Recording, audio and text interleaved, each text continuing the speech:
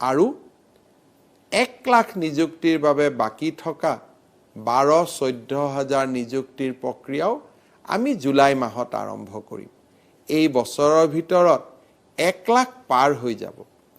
কিন্তু এতিয়া মোৰ মনত বিশ্বাস আছে যে 1 লাখ নিযুক্তিতে আমি থমকি নৰওঁ, নিযুক্তি আৰু হ'ব। কাৰণ মেধাৰ ভিত্তিত নিযুক্তি হোৱাৰ যিটো পৰিৱেশ, সেই পৰিৱেশটোক আমি ধৰি ৰাখিব লাগিব। 1 লাখ নিযুক্তি ৰেগুলাৰ পোষ্টত নিযুক্তি আমি নিবনুৱা যুৱক যুৱতীসকলক দিম। তেতিয়া মই বহুত বেছি হিচাপো কৰা নাছিলোঁ।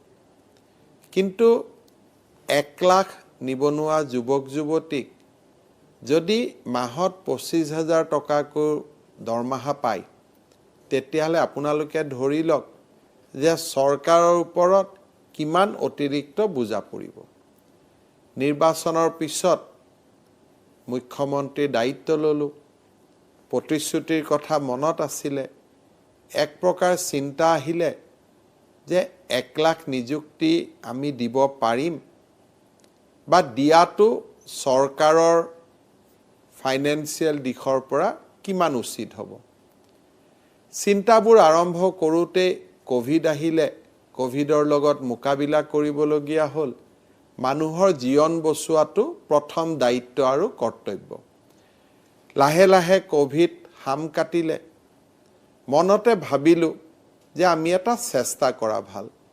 নিৰ্বাচনৰ সময়ত ৰাইজক প্ৰতিশ্ৰুতি দিছিলোঁ, ৰাইজে ইমান মৰম আশীৰ্বাদ কৰিলে, 1 লাখ নিযুক্তি নহ'লেও কিছু নিযুক্তি আমি কেনেকৈ দিব পাৰোঁ তাৰ বাবে চিন্তা কৰোঁ।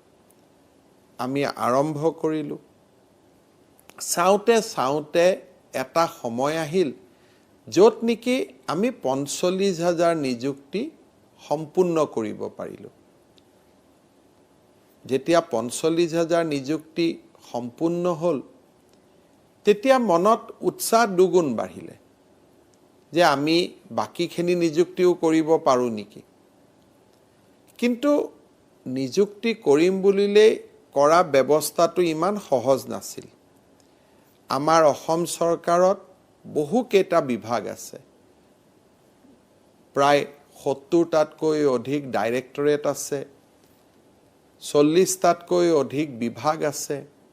আৰু যদি আমি চাকৰিৰ স্কেল অফ পে, কোৱালিফিকেশ্যন আদি যদি আমি হিচাপ কৰিব যাওঁ, প্ৰায় 88 টাইপছ অফ ৰোষ্টাৰ পইণ্টছ আছে। গ্ৰেড 3 আৰু গ্ৰেড 4 দুটা আমি ৰিক্ৰুটমেণ্ট কমিশ্যন বিধানসভাত আইনৰ জৰিয়তে বনালোঁ, ৰাজ্যপালৰ অনুমোদন ল'লোঁ। তাৰপিছত আমি ৰিক্ৰুটমেণ্ট ৰুলছ বনালোঁ, কাৰণ আইন থাকিলেই নহ'ব, আইনৰ বিধি থাকিব লাগিব। সেবাৰ লগত আলাপ আলোচনা কৰিলোঁ যে প্ৰায় 10-12 লাখ ল'ৰা ছোৱালীয়ে আবেদন কৰিব, আমি আবেদন পত্ৰবিলাক লোৱাৰ ব্যৱস্থা কৰিব পাৰিম নে নাই।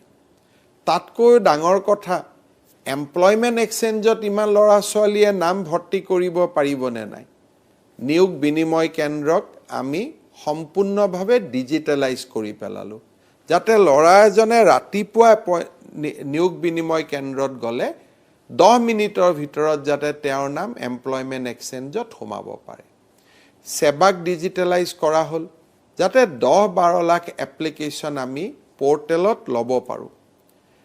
পৰ্টেলত লোৱাৰ পিছত পোষ্ট অনুযায়ী আবেদনকাৰীসকলক আমি বিভক্ত কৰিব পাৰোঁ। ৰিক্ৰুটমেণ্ট কমিশ্যনৰ লগত কেইবাবাৰো মিটিং হ'ল, পৰীক্ষা পতাৰ সিদ্ধান্ত লোৱা হ'ল। অসমত পৰীক্ষা পাতিলে প্ৰশ্ন কাকত ফাদিল হয়। আচলতে ফাদিল নহয়, কোনোবা এজন ল'ৰা পৰীক্ষা দি থাকে, তেওঁ আধা ঘণ্টাতে উঠি ওলাই গুচি আহে। ওলাই গুচি আহোঁতে লগত পৰীক্ষাৰ প্ৰশ্ন কাকতখন মোবাইলতে ফটো তুলি লৈ আহে। সংবাদ মাধ্যমত প্ৰকাশ হয় যে পৰীক্ষাৰ প্ৰশ্ন কাকত ফাদিল হ'ল। আচলতে ফাদিল আগদিনাখন গধূলিয়ে নহয়, পৰীক্ষা চলি থাকোঁতে ফাদিল হয়। পৰীক্ষাৰ্থীসকলে পেপাৰখন নাপায়, কিন্তু সংবাদ মাধ্যমে পেপাৰখন পায়। আমি দেখিলোঁ যে আমাক 2 মাহ সময় লাগে, আৰু 2 মাহ সময় যদি আমি 10টাও যদি আমি পৰীক্ষাৰ কাৰণে ইণ্টাৰভিউ বোৰ্ড কৰোঁ, 20 জনকৈ চৰকাৰী বিষয়াই 2 মাহ কাম কৰিব নোৱাৰিব আনহাতে কম্পিউটাৰৰ স্কিল পৰীক্ষাও ল'ব লাগিব সকলোৰে সহযোগিতাত আমি অল্টাৰনেটিভ অফিচাৰ সকলক দায়িত্ব দি পৰীক্ষাও ললো অৰেলো কৰিলো আৰু স্কিল টেষ্ট সমূহো কৰিলো তাতো কোনেও আপত্তি নকৰিলে যে নহয় আমাক অন্যায় কৰা হৈছে এক ন্যায়ৰ ভিত্তিত মেধাৰ ভিত্তিত অৰেলত মাৰ্কস দিয়া হল ৰিটেন আৰু অৰেলৰ পৰীক্ষাৰ নম্বৰ যোগ কৰি আমি পৰীক্ষাৰ ফলাফল দিলো পৰীক্ষাৰ ফলাফল দিয়াৰ পিছত টেলিভিছন সংবাদ মাধ্যমত স্পষ্টভাৱে আজি আমি দেখা পাইছো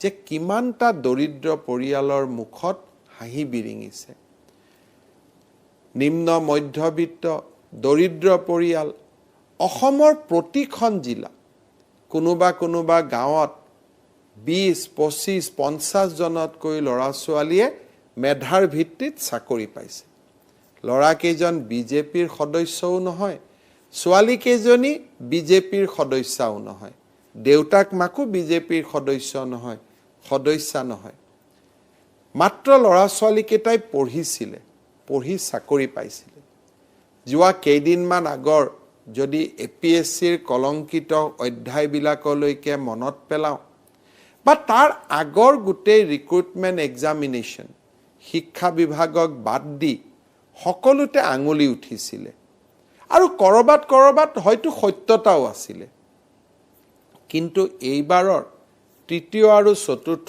শ্ৰেণী পৰীক্ষাত কোনেও এটাও প্ৰশ্ন নকৰিলে যে ইয়াত অন্যায় হৈছে কাৰোবাৰ প্ৰতি পাৰ্সেলিটি কৰা হৈছে দৰিদ্ৰ পৰিয়ালৰ লোক সন্তান সকলৰ মুখত বিৰিঙা হাঁহিৰ আনন্দ আজি প্ৰতিজন অসমবাসীয়ে মৰ্মে অনুভৱ কৰিছে সকলোৱে কৰবাত যেন প্ৰাপ্তিৰ আনন্দ অনুভৱ কৰিছে আনৰ ল'ৰা ছোৱালীৰ ঘৰত চাকৰি হৈছে কিন্তু আনন্দ আৰু উৎসাহ প্ৰতিজন অসমবাসীৰ ঘৰে হৈছে 1 লাখ নিযুক্তিৰ বাবে বাকি থকা 12-14 হাজাৰ নিযুক্তিৰ প্ৰক্ৰিয়াও আমি জুলাই মাহত আৰম্ভ কৰিম এই বছৰৰ ভিতৰত 1 লাখ পাৰ হৈ যাব কিন্তু এতিয়া মোৰ মনত বিশ্বাস আছে যে 1 লাখ নিযুক্তিতে আমি থমকি নৰওঁ নিযুক্তি আৰু হ'ব কাৰণ মেধাৰ ভিত্তিত নিযুক্তি হোৱাৰ যিটো পৰিবেশ সেই পৰিবেশটোক আমি ধৰি ৰাখিব লাগিব প্ৰত্যেক বছৰে এনেকুৱা একোটা মেগা নিযুক্তি য'ত নেকি অন্তত 20-25-30 হাজাৰ ল'ৰা ছোৱালীয়ে একেলগে চাকৰি পাওক তেনেকুৱা চিন্তা মই মোৰ মানসপটত ৰাখি থৈছো আগলৈও আমাৰ এই যাত্ৰা চলিব কাৰণ আমি অসমৰ মেধা ল'ৰা ছোৱালীক কৰ্মসংস্থাপন পোৱাটো বিচাৰো কিন্তু ইয়াৰ লগে পঢ়া শুনাৰ পৰিবেশৰ কাৰণে কেন্দ্ৰীয় চৰকাৰৰ চাকৰি সমূহতো আমি লাহে প্ৰতিযোগিতা কৰিব পাৰিম কাৰণ বৈদ্যায়তনিক পৰিবেশ এটা যেতিয়া সমাজত সৃষ্টি হ'ব হি অকল অসম চৰকাৰৰ চাকৰিতে সীমাবদ্ধ হৈ নাথাকে আমাৰ ল'ৰা ছোৱালীয়ে আকাশ চুব পাৰিব আমাৰ ল'ৰা ছোৱালীয়ে নতুন দিগন্তৰ সন্ধান কৰিব পাৰিব চাকৰি বিচৰা প্ৰাৰ্থীসকলে নিজে এন্টাৰপ্ৰেনিয়ৰ হ'ব পাৰিব